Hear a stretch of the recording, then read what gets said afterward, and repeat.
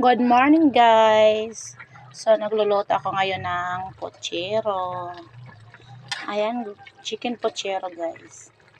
So meron siyang sibuyas, bawang, carrots, patatas, tsaka ito saging, meron din beans at tsaka pichay.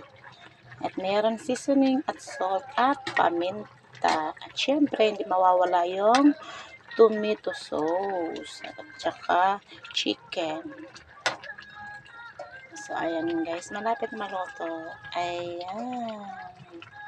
Bawal po ito sa akin chicken kasi may allergy ako. Pero para po ito sa kanila. So, ayan, padaluto lang ako. O, diba guys? So, ayan, yummy. Malapit na yan maluto.